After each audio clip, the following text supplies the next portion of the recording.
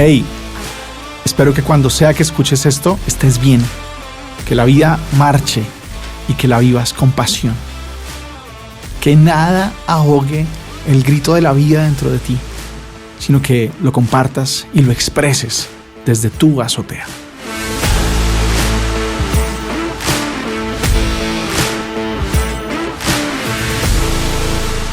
Comencemos. Un grito desde la azotea. En algún momento de la historia de las religiones y particularmente de la religión cristiana y de la espiritualidad cristiana, cogimos a Dios y lo lanzamos a un lugar inaccesible, desde el cual todo lo que tenga que ver con Él tiene que tener un desafío a la historia y la ciencia y el orden y la lógica de las cosas normales de la vida, ¿sí? Y por eso se nos convirtió en una obsesión, una bastante maluca obsesión, que las cosas que tienen que ver con la espiritualidad y que las cosas que tienen que ver con el ser humano en relación con su Dios y las cosas que tienen que ver particularmente en el cristianismo con Jesús o con María o con estos personajes que convertimos en modelos por alguna de sus rasgos de vida que llamamos santos y demás, tienen que ser cosas sobrenaturales, o sea, tienen que ser cosas que no se parecen a la vida normal. Y eso, pues, deja a un 99% de la gente por fuera del margen de quien podría considerarse alguien que tiene una auténtica relación con el cielo, con lo divino, con Dios. Porque al 99% de la gente no le pasan esas vainas, no nos pasan esas vainas, ¿sí? Sino que estamos lidiando con el arriendo, con pagar la luz, con que se pinchó el carro o la buseta en la que íbamos para el trabajo y llegamos tarde y nos regañaron, porque estamos lidiando con las intrigas de la compañera de al lado o con el chisme del vecino, con el gobierno, con las noticias, con que el mundial, si fuimos, no fuimos, etc. Pero la gran mayoría de personas no escucha voces, no ve lucecitas, el pan no se le vuelve carne. La gran mayoría de personas no siente opresiones en el pecho a la mitad de la noche, ni hay efectos paranormales a las 3 de la mañana. Eso no le pasa a la gran mayoría de personas, ¿sí? Yo no estoy diciendo que no le pase a nadie. De pronto hay un 1% que sí. Habría que ver qué tanto de eso es necesario de terapia y qué tanto es necesario de discernimiento, ¿sí? Pero a la gran mayoría de personas lo que les pasa es que les duelen los hijos, que les duele el novio, que les duelen sus papás, que quisieran que en algún momento que algún atajo les impidiera el parcial para el que no estudiaron, que cierren la universidad o que haya una tormenta o alguna vaina así. Y aunque a veces esas cosas curiosas pasan, pues sería muy raro que pasaran para que no presentaras un parcial. Hay un elemento ahí como raro, sobre todo respecto al relato de la espiritualidad cristiana. Porque aunque mucha gente no sabe esto, no lo conoce, precisamente porque hemos montado un aparato espiritual y un aparato religioso enorme alrededor de lo sobrenatural y unas leyendas que tenemos sobre las personas santas y unas leyendas que tenemos sobre María y unas vainas que decimos de Jesús que no parecen parte del mundo que conocemos todos nosotros. El relato cristiano está fundamentado en gente que encontraba a Dios en la historia y en los acontecimientos cotidianos. Y eso no es una interpretación de Beto Vargas, ni de un sector particular de gente a la que a mí me gusta leer o seguir. Eso es una cosa que está consignada en los documentos oficiales de la Iglesia Católica, por ejemplo, cuando hablamos de la Biblia, ¿sí? Y es que el Dios en el que creemos, ¿verdad? Ese pequeño vistazo que tenemos a la realidad de lo divino, a esto que llamamos Dios, para nosotros la ventana por la que alcanzamos a verlo es una ventana de la historia, es una ventana de las cosas que le pasaron a gente común y corriente, a gente real, ¿sí? en días y en noches que efectivamente sucedieron. Así el relato no nos cuente exactamente lo que sucedieron, sino nos cuente la interpretación, y la interpretación cargada de fe y de esperanza para que todos los demás nos movamos a creer y a apostar por esto que están proponiendo ahí. Pero esa afirmación, que las palabras están íntimamente relacionadas con hechos reales, es algo que debería de alguna manera convertirse en un, en un método, en una forma, en una manera de hacer espiritualidad. Porque todo el fundamento, al menos bíblico, del catolicismo es un fundamento de gente que alcanzó a ver a Dios en las cosas de todos los días. De todos los días. Entonces uno tiene a un Jesús de Nazaret, por ejemplo, ¿sí?, que difícilmente contaba vainas raras, al que uno no le encuentra muchos discursos sobre cosas sobrenaturales. Hay cosas que se cuentan de él con ese tono, claro, pero él mismo, él no habla de cosas muy sobrenaturales. O sea, él no decía de montañas que se caían o no. Él habla un poco de la harina, de la levadura, de la semilla, de la señora embarazada, de la otra que se quiere casar y tiene que ir a la casa de su novio, de un señor que tiene una finca con un viñedo, de un hombre que pide dinero cerca de un templo religioso, de una mujer que pierde una moneda, de un señor que tenía 2 hijos. Y sus maneras de contar, sus relatos tienen que ver con eso.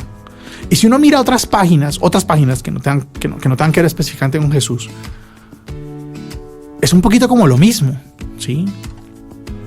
Gente que tiene que cuidar su casa porque hay invasores, gente que tiene que cuidar sus animales porque hay una enfermedad rondando, gente que tiene que escapar, como decíamos en el episodio anterior, porque está viviendo en la opresión y en la miseria debido a la crueldad de otros, gente que tiene que hacer alianzas políticas, y libros como los libros de los proverbios y sabiduría y estas cosas que son refranes, colecciones de muchos refranes de la época, están llenos de perros y de insectos y de parejas y de piropos y de cosas que pasan en la calle todos los días, todos los santos días.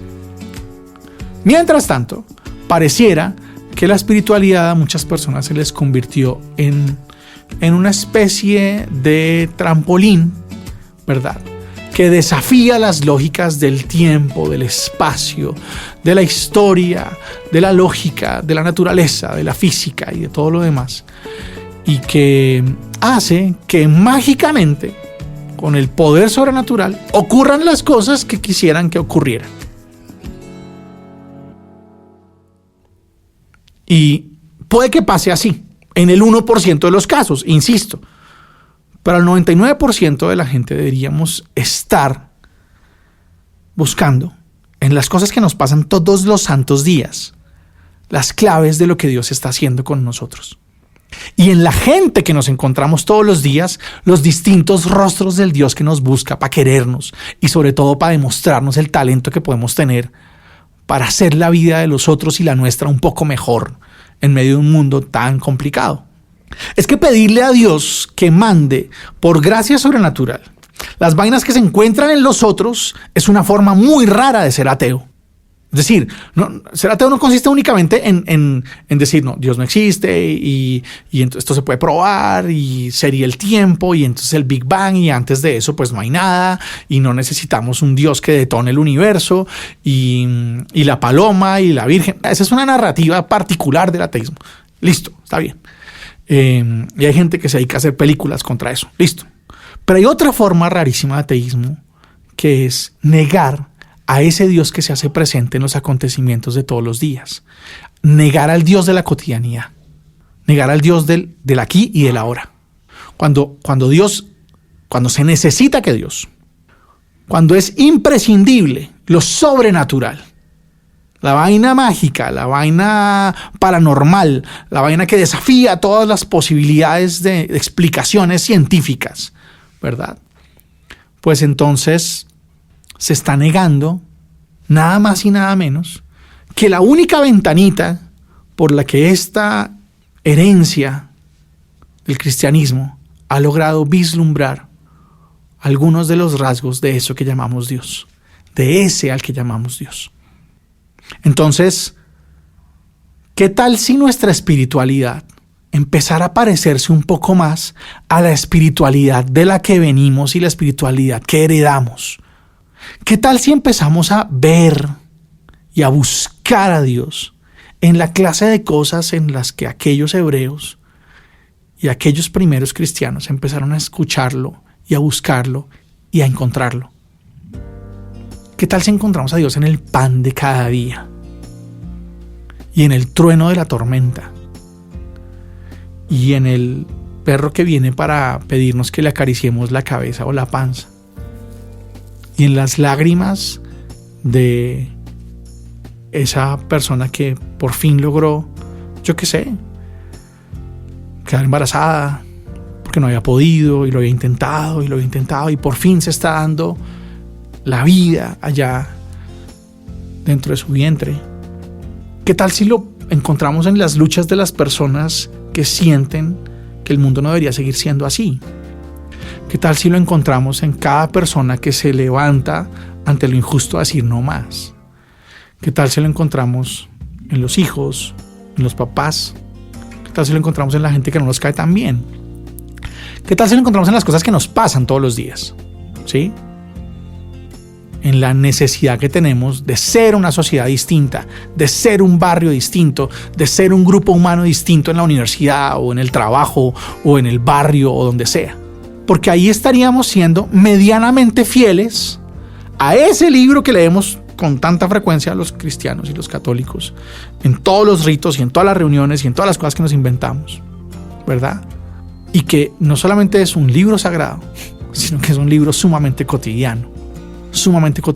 Claro, que a veces expresa en lenguajes y en categorías naturales algunas cosas, sí, sin lugar a dudas, y si estudiáramos muchísimo más esos relatos nos daríamos cuenta de qué es lo que nos están hablando, ¿sí? Si no los literalizáramos tanto de una manera tan ingenua y tan torpe. Pero yo creo que es necesario y los invito desde hoy a que pasen un poquito por el filtro de esta forma rara de ateísmo, su manera de esperar cosas de parte de Dios, su manera de pedir cosas a Dios, su manera de despreciar muchas veces al otro, al hermano, a la hermana, a la tía, al vecino, a la prima, al man del bus, al man del Uber, al portero del equipo contrario, al que sea, cuando lo despreciamos, siendo una enorme posibilidad de echarle un vistazo a ese que llamamos Dios. Porque ese que llamamos Dios se hace presente en las cositas de todos los días y en las cositas absolutamente sencillas. Absolutamente sencillas. Y su vida, su propuesta, su anuncio, su esperanza, su reino se parece a muchas cosas que nos pasan todos los días. Con el celular, con la seguridad o la inseguridad, con el transporte público, con nuestro sueldo, cuando hay, con todo. Ahí está. Es que su acompañamiento es permanente, es que su presencia está aquí, dentro de nosotros. Está ahí. En el vecino, en el pito del carro, ahí está. Basta afinar el oído y para eso hay que dejar de despreciar lo natural. Hay que dejar de despreciar las cosas de todos los días. No se trata de negar las cosas que podrían ser distintas y un poco raras y salidas de lo normal. No. Pero no puede estar basada la espiritualidad en eso. Ese no puede ser el fundamento. Ese no puede ser la explicación y mucho menos la invitación para los demás. Porque la gran mayoría de personas nunca nos va a pasar una vaina de esas. Y mejor, qué bueno que no nos pase. Qué bueno si nunca has sentido ninguna cosa rara, ni ningún soplidito y ninguna lucecita. Fantástico, buenísimo. Porque tienes la oportunidad de que en las cosas sencillitas y tranquilas de todos los días se te aparezca, pero radiante y enorme. Y muchas veces, quizá no te lo hayas preguntado, pero es una buena manera de terminar este primer grito de la azotea en el episodio de hoy. Seguramente te lo has encontrado cara a cara en personas concretas que con sus ojos te miraban y te pedían algo y con sus manos extendidas te decían: tú tienes mucho para dar, tú tienes mucho para hacer, tienes mucho para aportar. Y ahí, sin duda, estaba el Dios de la historia diciéndote: hey, aquí estoy. ¿Dónde estás tú?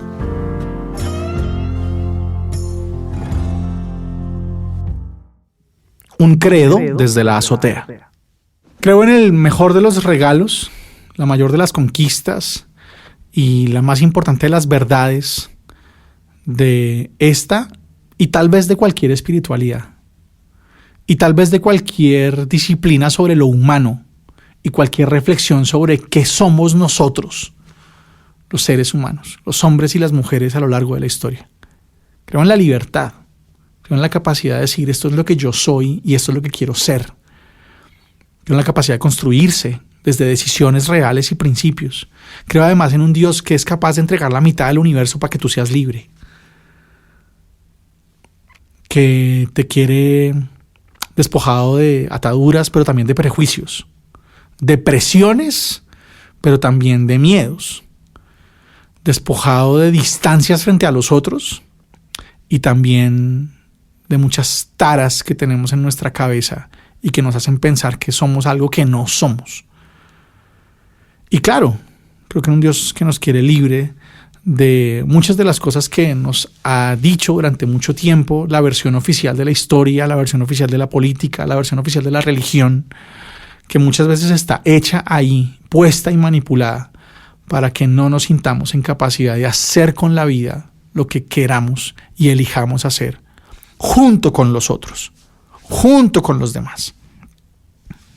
Por eso me cuesta creer en la obediencia como un principio permanente y como un altísimo valor y como una de las virtudes que más deben desarrollar las personas, los seres humanos.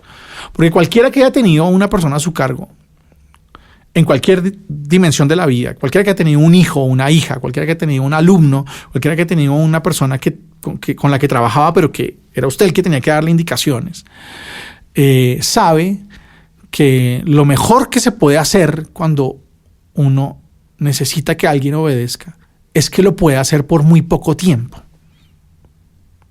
No que esté todo el día preguntando para dónde se mueve y qué puede decir y qué puede hacer y cuál paso dar y cuál paso no dar, porque esa vaina es desesperante.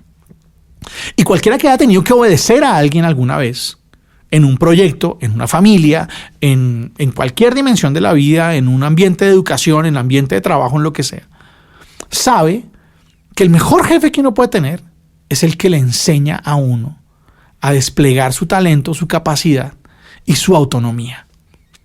Y que entre menos tengamos que ir a preguntarle a esa persona es porque mejor jefe es. O mejor papá, o mejor líder, o mejor lo que sea. ¿Sí? La obediencia es una herramienta que debe dejar de ser usada en la menor cantidad de tiempo posible. Porque crecer significa empezar a tomar las propias decisiones y empezar a desarrollar todas las capacidades. Y quien proponga que la obediencia deba ser una cosa permanente y eterna hacia la misma o las mismas personas toda la vida, es alguien que odia que los demás crezcan, odia que los demás surjan, odia que los demás puedan hacer su propio camino. Y eso sí que no le agrada al Señor. Una bendición desde la azotea. Baruch atah Hashem Elohim melech haolam. Bendito sea, Señor Dios, Rey del universo, por nuestra voz, por nuestros sonidos, por todas las cosas que podemos hacer para ser escuchados por los otros, para ser escuchados por ti, para hacerle notar a la vida que aquí estamos y que esto es lo que tenemos y que esto es lo que somos y lo que estamos sintiendo. Gracias por todas las maneras en las que podemos expresar lo que llevamos dentro. Gracias por los días en los que nos hemos atrevido a usarlas. Nos hemos atrevido a decir, a sonar, a resonar en el oído de los otros. Gracias porque nuestra voz siempre la escuchas. Gracias porque nuestros suspiros, nuestros gritos, nuestros aplausos y también nuestros quejidos los has escuchado siempre. Siempre. No hay uno solo que se haya escapado a tu oído. Y gracias porque nos has dado una voz para que también cada uno desde su azotea pueda decir lo que es y lo que cree, lo que siente y lo que espera.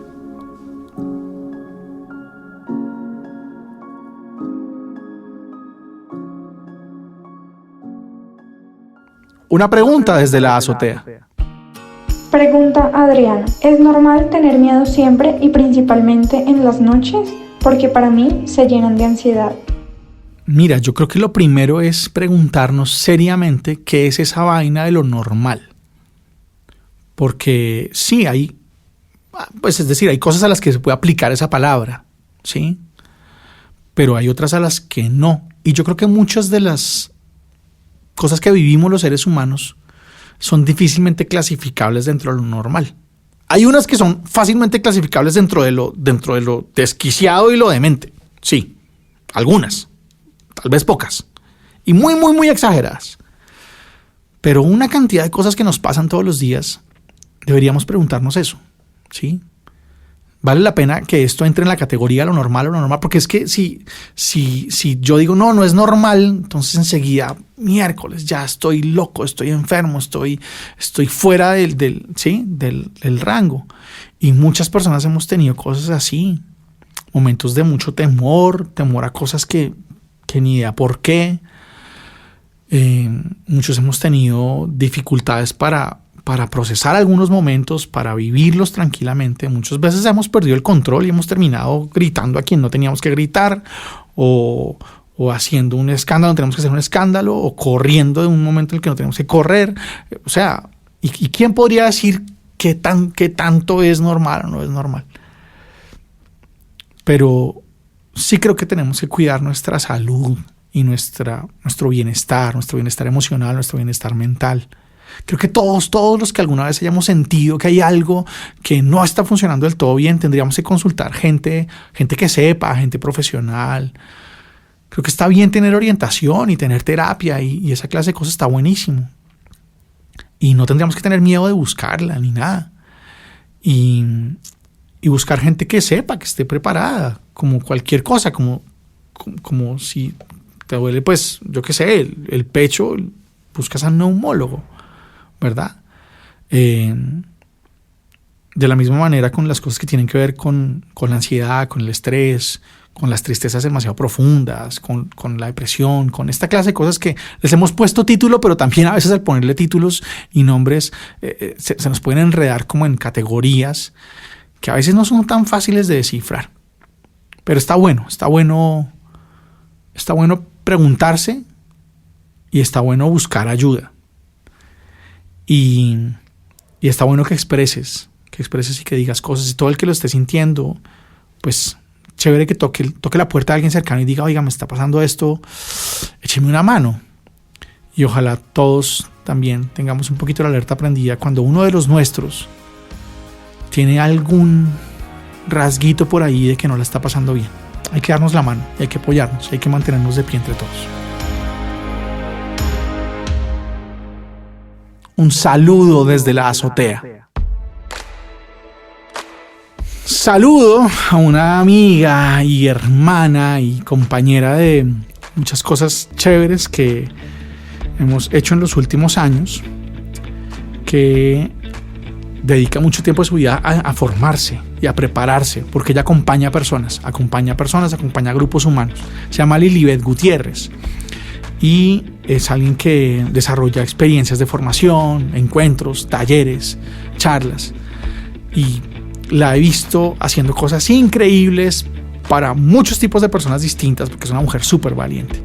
Así que los invito a que conozcan a Lilibet Gutiérrez. Su Instagram es tal cual, Lilibet con TH, Gutiérrez Experiencia, todo pegado, Lilibet Gutiérrez Experiencia. Y van a ver ahí mensajes increíbles, videos súper chéveres, frases de muchísima inspiración, de muchísima reflexión. Y desde acá te saludo y te agradezco y te admiro montones. Sigan a Lilibet. Termina así el episodio de hoy. Gracias por escuchar, gracias por compartir. No olviden que nos pueden escribir en La Azotea Podcast en Instagram y que nada ahogue el grito de la vida que llevan dentro. Al contrario, que lo puedan compartir y expresar desde su azotea.